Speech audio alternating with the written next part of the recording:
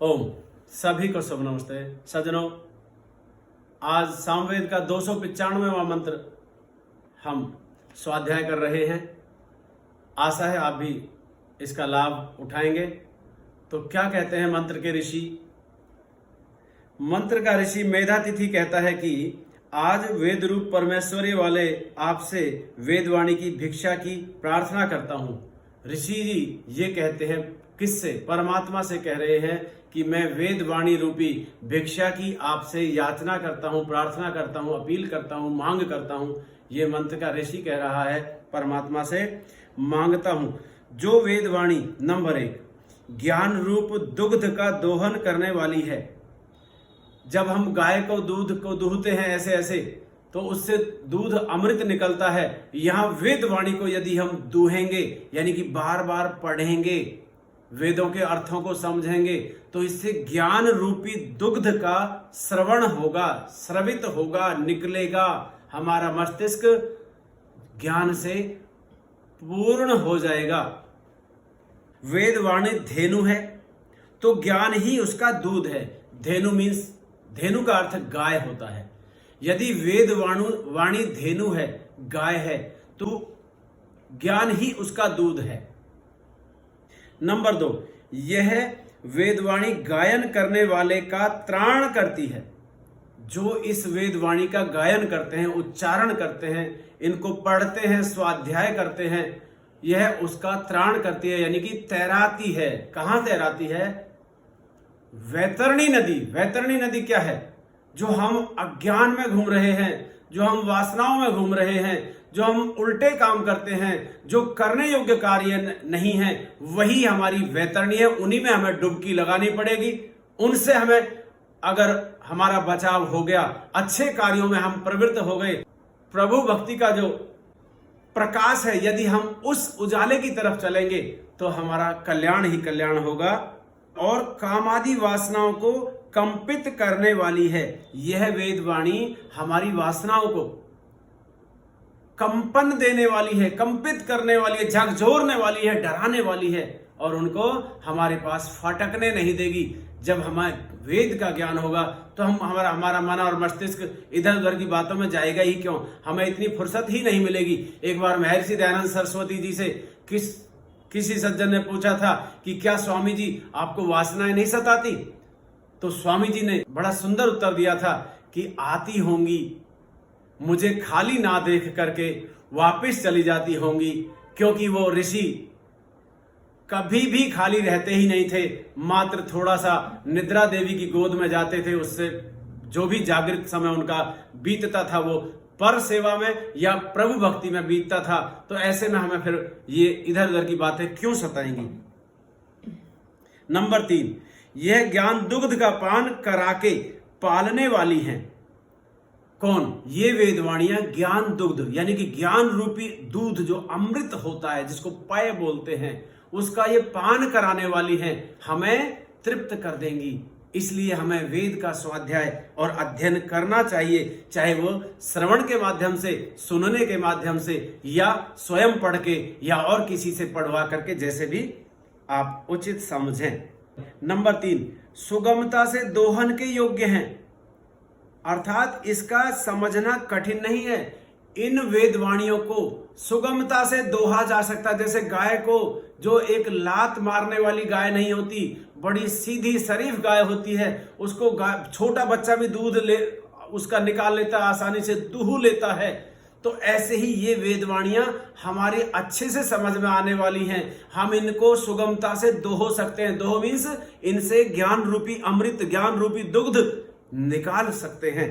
ऐसी हैं ये वेदवाणियां, अर्थात इसका समझना कठिन नहीं है। नंबर 5, यह विलक्षण है, बहुत ही प्रतिभाशाली हैं, अद्भुत हैं, अनोखी हैं, विलक्षण हैं, और मनुष्यकृत ग्रंथों में अति विस्तार में थोड़ा सा सार होता है। सज्जनों, मनुष्य के द्वारा जो लिखे हुए ग्रंथ होते हैं, बहुत बहुत बड़े विद्वान इस देश में और दुनिया में हुए हैं, क्योंकि ये तो मनुष्य मात्र का संविधान है। मनुष्य मात्र मीन्स न केवल भारतीयों का, पूरी दुनिया का, वसुधैव कुटुंबकम का जो हमारा जय घोष होता है, वह यहाँ चरितार्थ होता है। तो यह जो मनुष्य मात्र जो लिखे हुए ग्रंथ होते हैं उनमें थोड़ा ज्यादा लिखे में थोड़ा सा सार होता है, जबकि ये वेदवाणियां सार ही सार हैं। परमात्मा ने जो ऋषियों को ज्ञान दिया उन्होंने तो सार ही सार लिखा है। नंबर 6, ये वेदवाणियां सदा मनुष्य को प्रेरणा देने वाली हैं। पग पग पे इनसे प्रेरणा मिलती है। प्रेरणा कैसी? सद्कार्यों की प्रेरणा।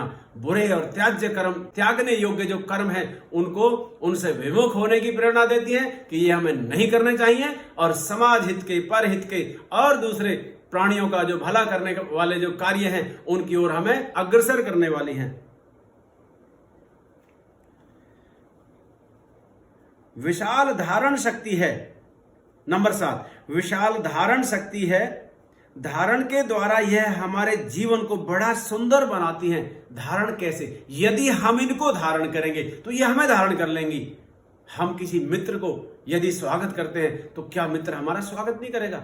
हम किसी रिश्तेदार का, किसी अतिथि का आतिथ्य करते हैं, सत्कार करते हैं, स्नेहिल भाव से उनको बैठाते हैं, उनकी आव भगत करते हैं, तो क्या कल को हम उनके यहां जाएंगे तो वो हमारा नहीं करेंगे? बिल्कुल आदान और प्रदान पे चल रहा है। मनुष्य की जो संस्कृति है वो आदान प्रदान की है। तो यहां भी वेदवाणियां यही निर्देश दे रही हैं। ये वेदवाणियां हमें धारण करने वाली हैं, इनमें धारण शक्ति है। धारण के द्वारा यह हमारे जीवन को बड़ा सुंदर बना देती है। हमारा जीवन ऐसा नहीं रहेगा, वैसा नहीं रहेगा, कुरूप नहीं रहेगा, कमजोर नहीं रहेगा, क्लिष्ट नहीं रहेगा और निस्तेज नहीं रहेगा।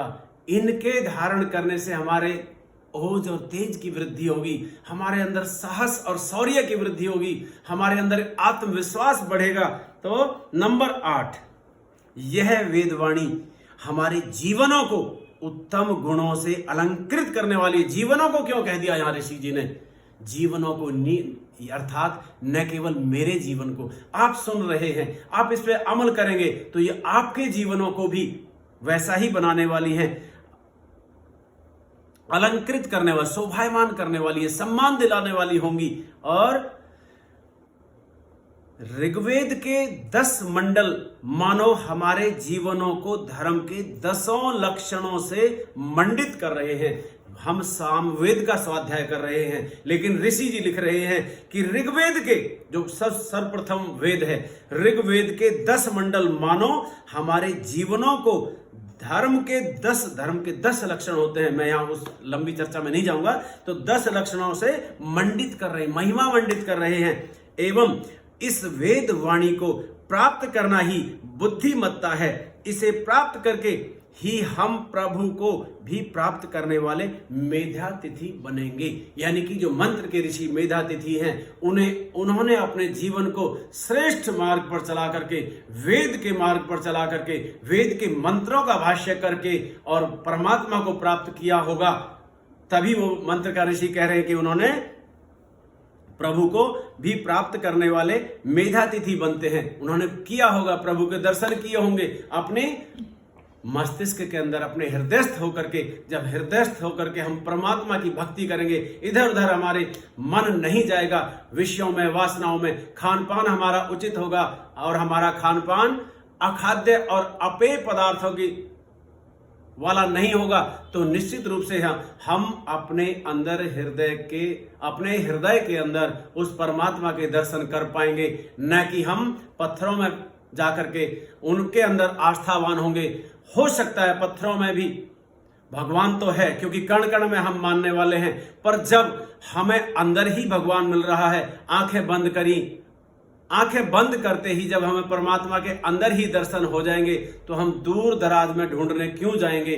यह वेद भी कह रहा है। और आगे आगे इस वेद के अंदर ही मूर्ति पूजा के मंत्र भी आने वाले हैं, उनकी भी मैं आगे व्याख्या करूंगा, तो आप उन्हें भी ध्यानपूर्वक देखेंगे। आपने मेरे इस मंत्र की व्याख्या को ध्यानपूर्वक सुना, समझा, मैं आपका हृदय से धन्यवाद करता हूं। सभी को शुभ नमस्ते, धन्यवाद।